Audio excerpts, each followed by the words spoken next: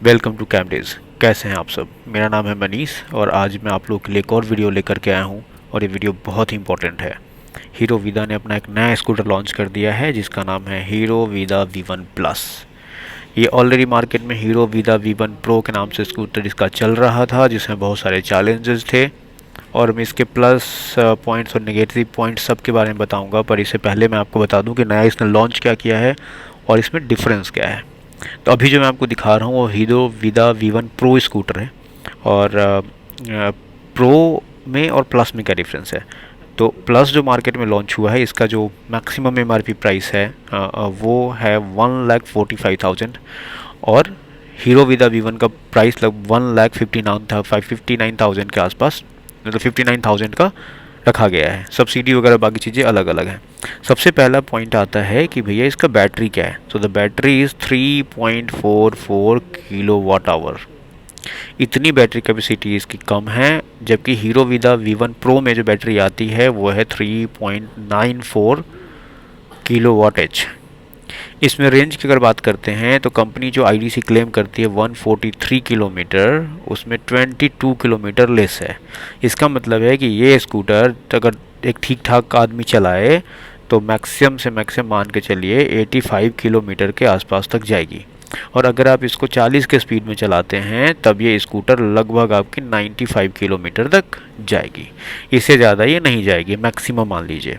क्योंकि hero वीदा V1 pro का जो 3.94 किलोवाट आवर का बैटरी है, इसे जब हम एक स्पोर्ट्स मोड में या जैसे जनरली कोई ड्राइव करता है किसी एक बाइक को, उस तरीके से चलाते हैं 60-70 तक की स्पीड में, तो ये मैक्सिमम 85 किलोमीटर के आसपास चलती है। 90 किलोमीटर भी चल जाती है, 85 से 90 मैक्स। तो इसका मतलब है कि ये इतनी ही चलेगी अगर आप नॉर्मल चलाते हैं तो भी। दूसरी चीज़ बताएं कि इसका जो टाइमिंग है, चार्जिंग टाइम, वो 65 मिनट्स का रखा गया है अगर आप फास्ट चार्जिंग पे यूज़ करते हैं तो। जबकि हीरो प्रो वाले का 0 to 80 वो 60 मिनट्स में चार्ज करने का फास्ट चार्जिंग पे ऐसा दिया गया है। इस स्कूटर को लॉन्च करने की रिक्वायरमेंट क्या पड़ी? तो इस स्कूटर को लॉन्च किया गया है Ola S1 pro, Bajaj Chetak, Ather X and TVS iQube, इन सब को कम्पीट करने के लिए। कि जब आप अगर आप देखेंगे तो जो iQube है, जो बजाज चेतक है, इनकी जो रेंज है और इनकी जो स्पीड है वो 70 के आसपास है, रेंज भी लगभग इसी के आसपास है। तो इनके प्राइस को कम्पीट करके जहां आप हीरो वीदा V1 प्रो को सब्सिडी के बाद लगभग 1,10,000 रुपये में आप ले लेते हैं, उतने लगभग ये दूसरे स्कूटर्स भी आपको, जैसे कि ये वाला जो स्कूटर है हीरो वीदा V1 प्लस, ये आपको मान के चलिए 90 से 95 के आसपास में ये स्कूटर आ जाएगा। अब बात करते हैं डायमेंशन का। तो डायमेंशन में कोई चेंजेस नहीं है, सेम लगेगा देखने में, कोई डिफरेंस नहीं। बस लोगो का डिफरेंस है कि लोगो जहाँ लगा हुआ है वहाँ प्रो की जगह पे प्लस लिखा हुआ आएगा।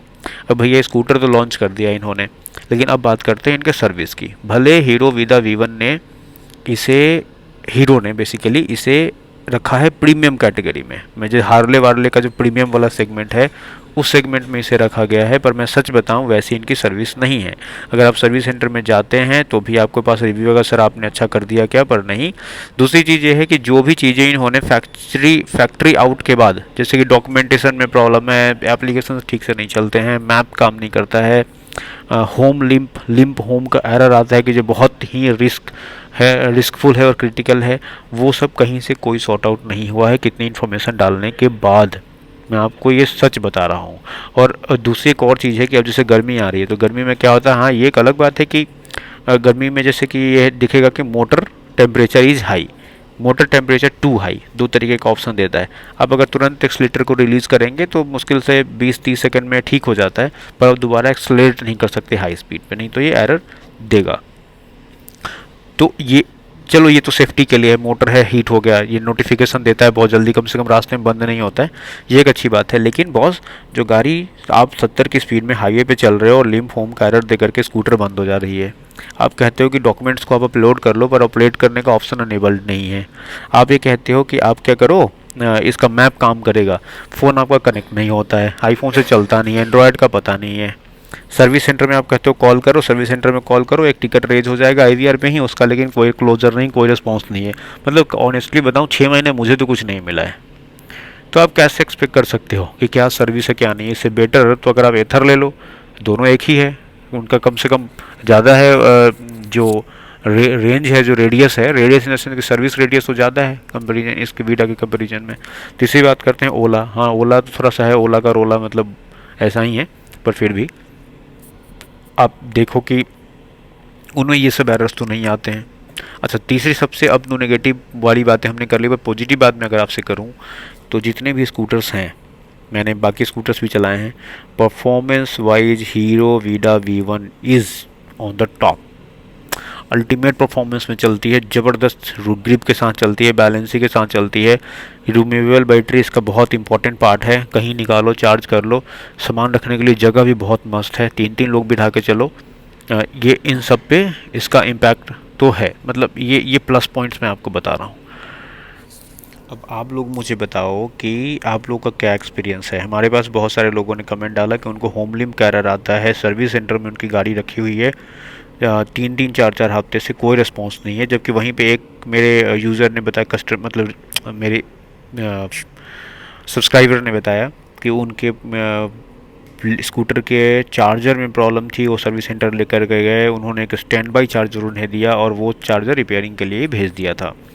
तो ये कुछ पॉजिटिव पॉइंट्स भी हैं पर कुछ नेगेटिव पॉइंट्स भी हैं, मैं आपको सच बताऊं तो। तीसरा, इनका मैप जो है ना, ये मैप काम नहीं करता है।